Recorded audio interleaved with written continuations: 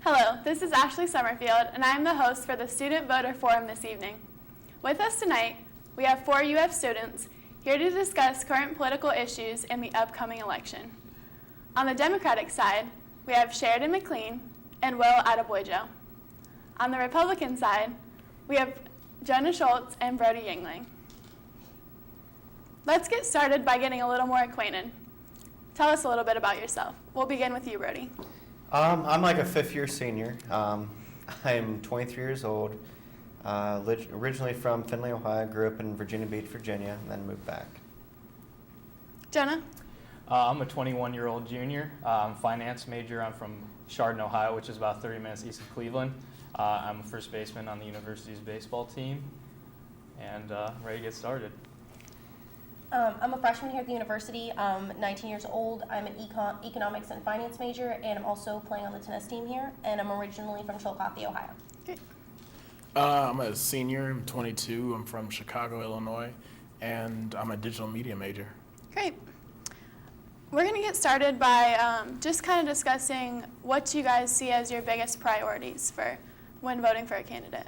So Brody, we'll begin with you. I look at character first and foremost of who the candidate is, regardless of party.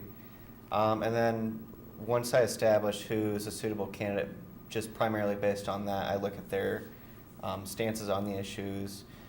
Do they have, what issues do they agree with me on, as well as what, issues, if any, that we disagree on, and kind of live with them. For me, I'm looking for someone who's a principled conservative and has a conservative track record. I'm looking for someone who on day one is going to go to Washington and is going to rein in the size of government and rein in the uncontrollable spending that's currently taking place. For me, I've been a Democrat my whole life. I was raised in a Democrat family. Education, especially public education, is a really big point for me as well. I like their character, if they're a good public speaker, if I think they're going to have really good relations with other people, if they're going to be able to hold a good leadership position, if they're going to be able to actually be a moderate and a progressive as well. They're progressive on some issues, but they're willing to rein themselves in and be a moderate so they can compromise with the Republican side. One thing for me is foreign policy. They have to have a strong one and have to be able to be diplomatic with other countries, because we do a lot of trade with other countries, and you don't want a bad relationship with the people around the world. With that being said, are there any candidates you're currently leaning toward? Jonah, we'll start with you on that. I'm definitely leaning towards Ted Cruz. He's, like I said, has a very conservative track record, and he's someone that he's going to go into Washington and he's not going to bend to the will of foreign nations and foreign governments like our current administration, and he's someone that is really this election is huge. We're going to be possibly replacing 2 Supreme Court justices, and if we don't have the right person in there, that can mean tragic things for our Constitution. Sure. The candidate I'm probably most leaning towards right now is Hillary Clinton, but that is definitely up for debate. I flip-flop back and forth from Bernie to Sanders and to Hillary Clinton throughout the primary. I've always been a really big Clinton supporter. My family has always been. I remember being in 5th grade and reading her autobiography, and it really hit home with me. But I think we have really 2 strong candidates this year, and I'm so excited to see how it plays out, especially with how big voter turnout has been. It's really setting like a new standard for the nation, and that's so amazing to me that we have so many people actually expressing their opinion right now. Brody? I'm probably leaning towards Marco Rubio right now. I think he's got a vision, and just like his campaign slogan says, he's ready for a new American century in terms of American leadership, not just here at home but abroad. Well, I'm leaning towards Bernie. I'm like Sheridan. I'm flipping back and forth between Hillary and Bernie, but Bernie right now is a foot ahead of her. so I'm going to go to you guys first. What either needs to be said or done in the next 3 weeks to either solidify what you're thinking now or kind of change your mind before the primaries? Did you want to start?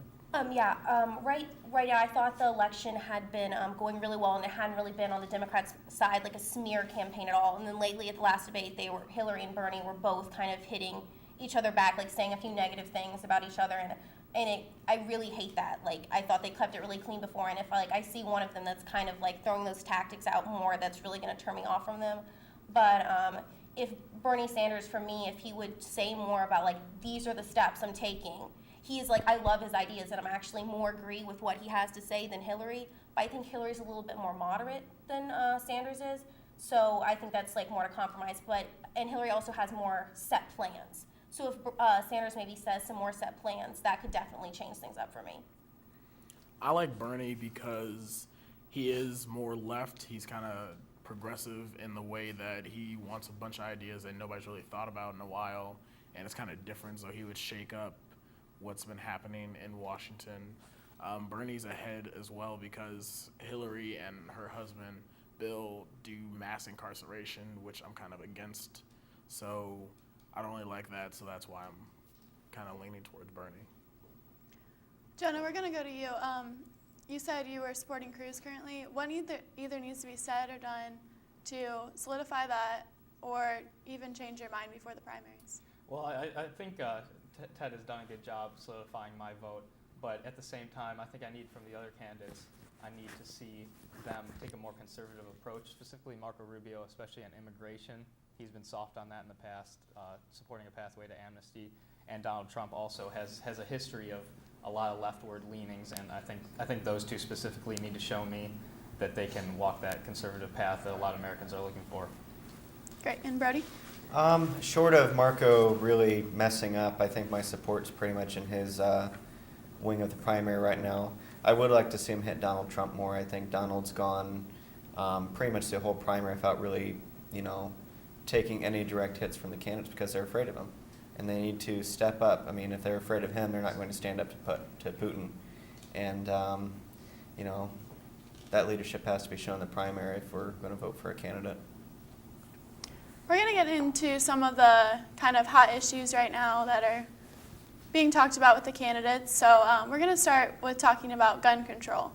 So I'm going to go to you, Will, to begin on that. For me in gun control, I think we're taking the right steps to prevent the wrong people from acquiring weapons legally or illegally. If you have people who have mental illness acquiring guns, who have like attempted suicide in the past, I don't think that's a healthy choice for them. I don't think they should be able to acquire guns since they have done those things in the past and they are mentally unstable. I think people should have guns. If you want a gun, okay, you just need to go through the right checks and balances to make sure that you haven't committed any felonies and things like that.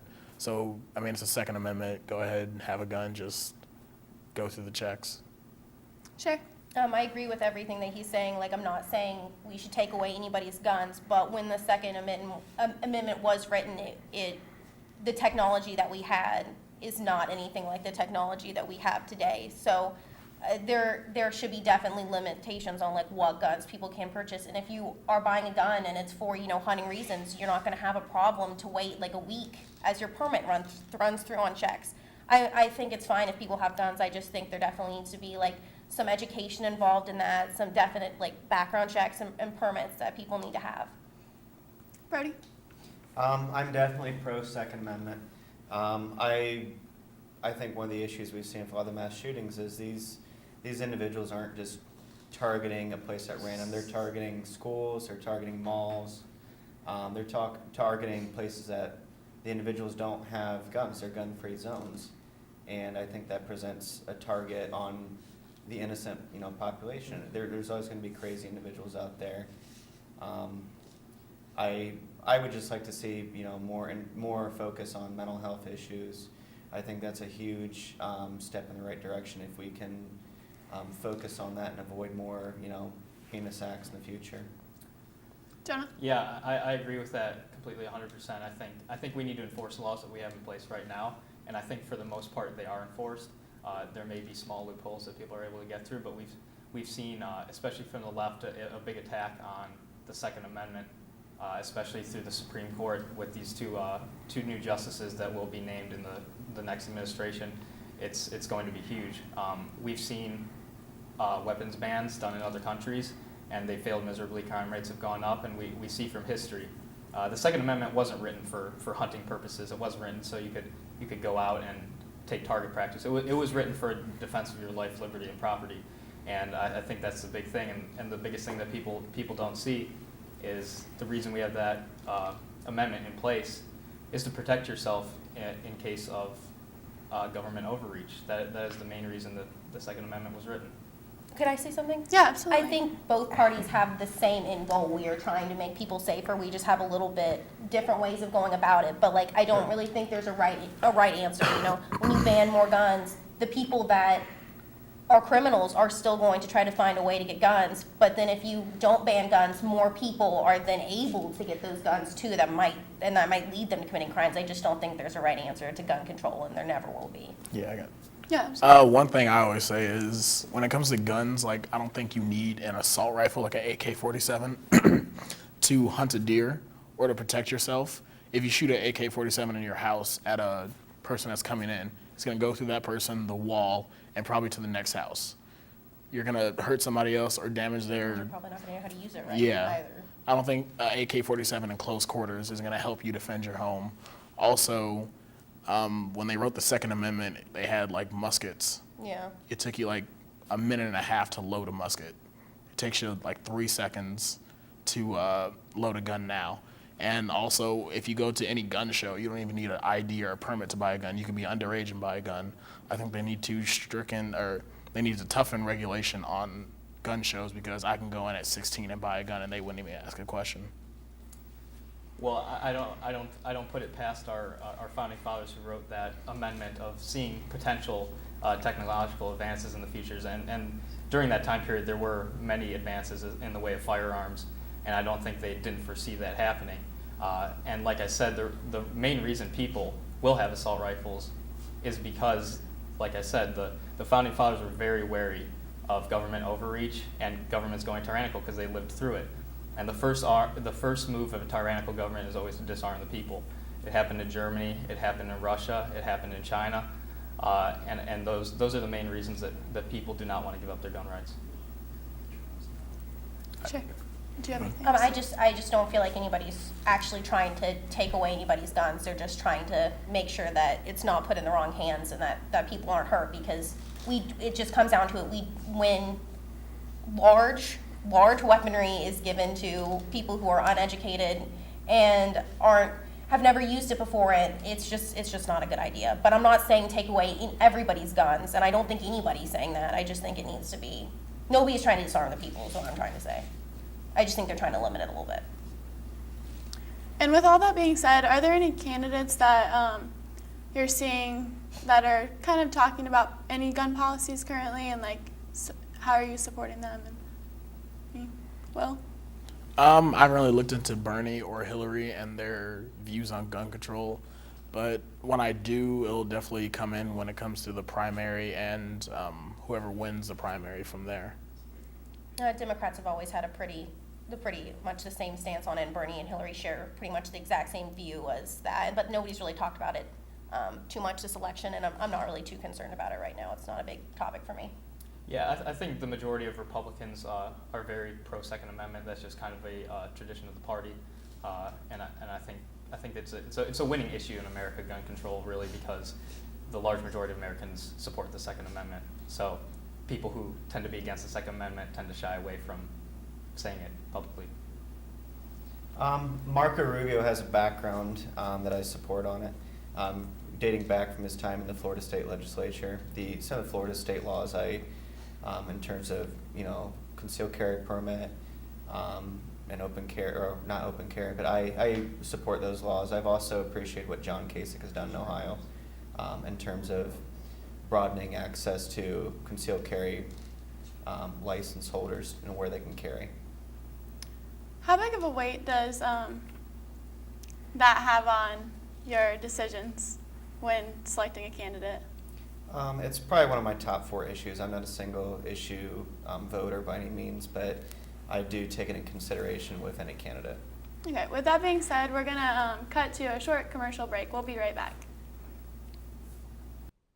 Hey, look, it's those guys. Are you good to drive? I'm fine. How many did you have? I should be fine. You should be. Go and step out of the vehicle for me. See ya, buddy. Good luck. So turns out, buzz driving and drunk driving, they're the same thing, and it costs around $10,000. So not worth it.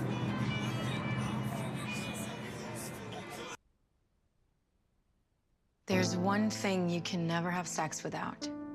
It's not something you buy. Or something you take. In fact, there's only one way to get it. It has to be given to you freely. It's consent. Because sex without it isn't sex. It's rape. Consent. If you don't get it, you don't get it. It's on us to stop sexual assault. Learn how and take the pledge at itsonus.org. It takes less than 1 minute to find out if you may have prediabetes. You can do it here.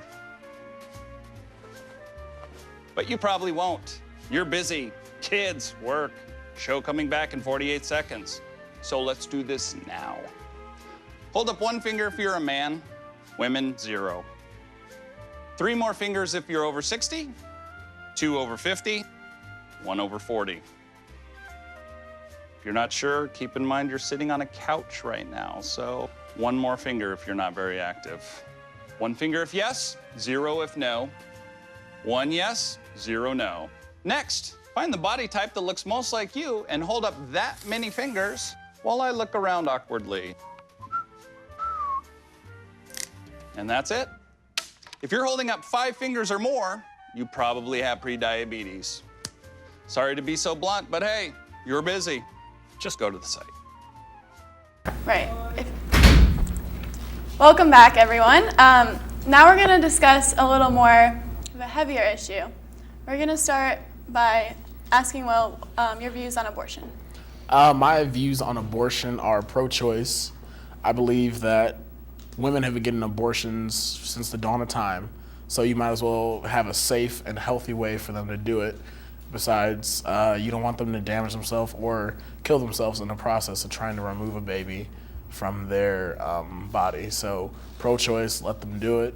It's up to them, it's their body, so I'm not holding a baby, so I don't understand it. Sure. I'm definitely pro-choice, and I think that's a really important issue for me since I'm a woman, and I know that even if it is banned, people will continue to do it, and they need to be safe if they are doing it. And when I say I'm pro-choice, that doesn't mean I want a 7-month-old baby in a mother's womb to be killed. There definitely needs to be early term. It's like when I say I'm pro-choice, there are definitely boundaries that need to be placed upon that. Jonah? Well, actually, my brother and my sister-in-law are expecting their second child, and she's 8 weeks along now, and I was just able to see the first picture of the baby, and I saw, you could see the arms moving, the legs moving, the heart beating, and for me, it's not an issue about, it's not about going against a woman's right to choose or a woman's body. It's about preserving life. And as much life as we can preserve in this world, it's a very precious gift. And to me, seeing that heart beating, I don't think that you can really justify it to me. Brody? I think abortion aside, we, as a human race, take life for granted. I'm definitely probably pro-life. I think there definitely needs to be circumstances where the woman's health, or her, more importantly, her life, needs to be taken into consideration and she needs to be given that choice if it's going to affect her life.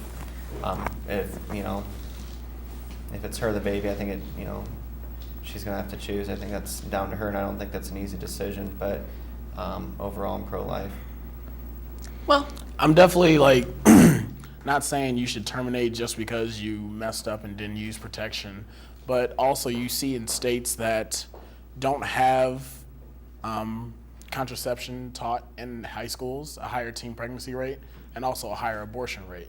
So I think you could stop some of the problem if you teach contraception in high school and middle school when puberty starts, because you look at states like Texas and Alabama, they have high teen pregnancy rates and they don't teach sex ed and contraception at all. They just teach abstinence. So I think that's part of the problem. I read something recently with sex education. 9 out of the 50 states, their sex education doesn't even have to be biologically correct. they're allowed to tell the students inaccurate information to prevent them from having sex.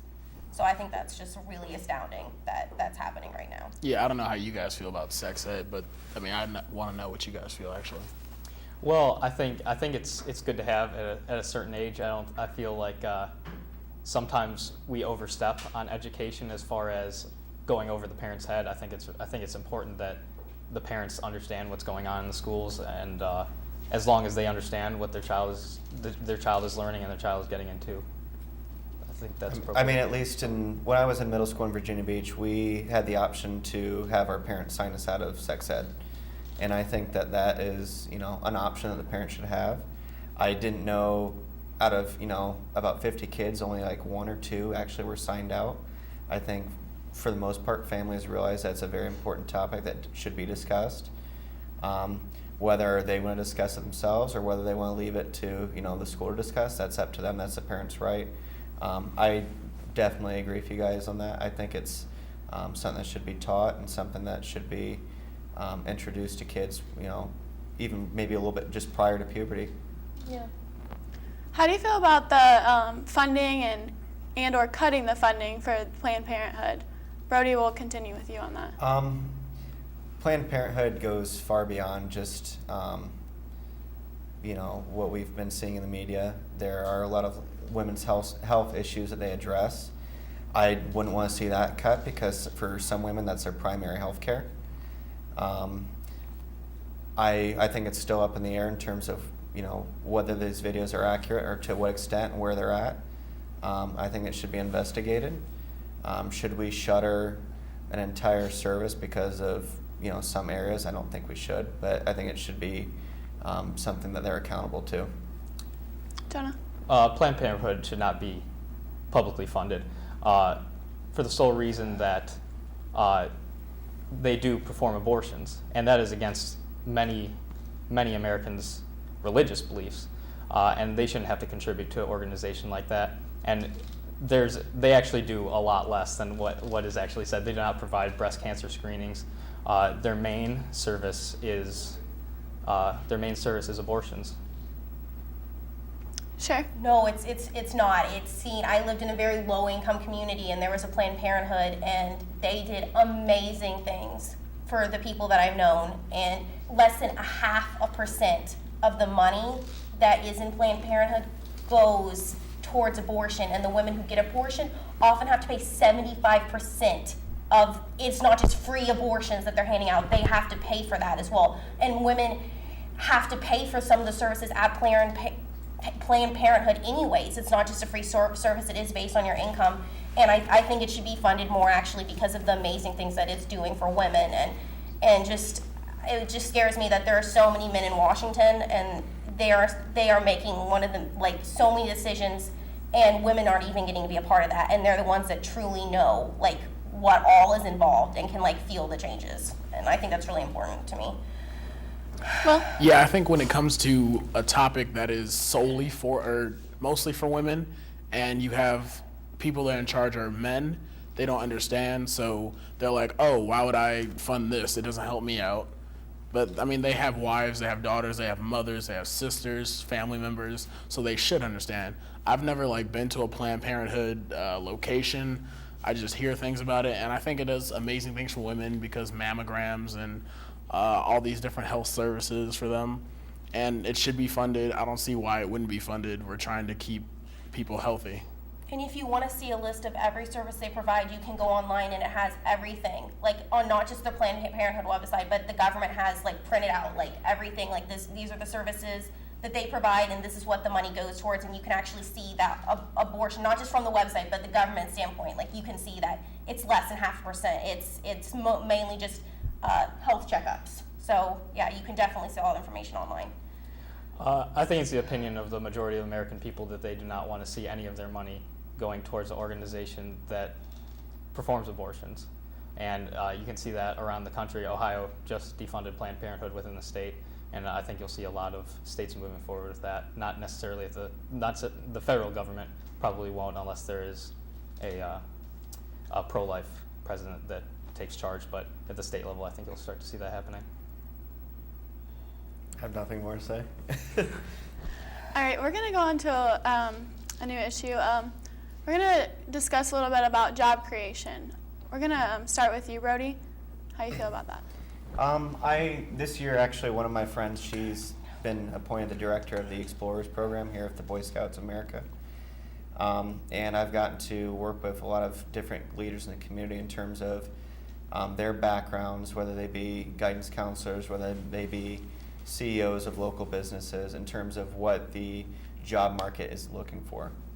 And a lot of it comes down to training and education. Not everyone wants to go to college. Not everyone needs to go to college. I think if you want to go to college, and you're willing to, pay for it, that's fine. But there's a lot of jobs that you just need, vocational training for.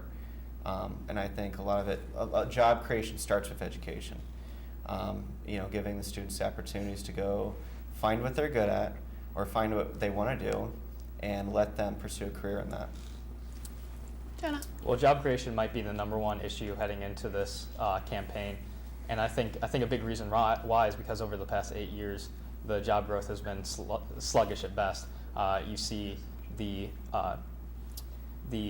participation rate at the lowest that it's been since, I believe, the 1970s. You see the underemployment rate very high, and you see people coming out of college and not able to find a job that fits their degree. A lot of people are settling for low-paying jobs. The jobs that are being created are very low level, and we're not seeing very much economic growth. Sheridan? I'm actually not really too concerned about job creation right now. Obviously, we do need to create jobs, and neither side disagrees with that. Republicans and Democrats, they both feel like job creation is a really important issue, but the unemployment rate right now is the lowest it's been in 25 years, and I think that's amazing. It's dropped 5% in the past 8 years, and I think that's amazing. But I think that right now it's just really hard because in order to get a job that's above minimum wage, you basically have to have a college education, and that's just not accessible to a lot of people. And then with minimum wage, what it is, I'm not saying it needs to be $15 an hour, but with minimum wage, what it is right now, you can't live on that. And people are having to make the decisions between living on minimum wage or going through poverty for a large part of their life because they have to pay off student debt. So I just think it's just really hard decisions to make right now. Yeah, I agree with what she said. I mean, everybody wants job creation. Everybody on this panel wants job creation to happen. I think both parties want it to happen. And the last 8 years have been good for job creation. I actually just looked up a stat on the Bureau for Jobs. I forget what it's called, but Statistics, maybe. Labor statistics. Yeah, there Bureau you go. Labor See, Statistics. that's why she's here. But in 2008, it was low when Bush left office, and then 2010 it was going up. It's been up ever since Obama has taken office and has been in for at least a year. So I think that job creation is a great thing, and that we just need to do it. Great. Just really briefly, are there any issues kind of that the candidates aren't talking about that are important to you? Brody? I would like them all to focus a little bit more on student debt, because I think that all of us here can agree that we're going to walk out of school, walk out from the arch with a significant amount of student debt, regardless of whether that's $10,000 or whether that's over $100,000. And there's different approaches to student debt and college affordability, but I would like to see different solutions to that be raised by at least the candidates on the GOP side. I think watching the debates, they've done a very good job covering most of the bases of what the American people are concerned about with right now. But I think if you watch a Republican debate and you watch a Democratic debate, it's like they're talking about two different countries where they talk about very different issues. And I think it will be interesting once we get our two nominees from each side and they come together and talk about the same issues. I think that will be an interesting debate. We will have to wrap up there for tonight. We will see you back in a couple weeks with a further forum. That's going to wrap up our first edition of the Pulse on Politics Student Voter Forum with UFTV. I would like to thank the students that participated this evening. I hope you all enjoyed. I did. Please join us again in a couple weeks to discuss further issues and the upcoming election. I'm Ashley Summerfield. Thank you and good night.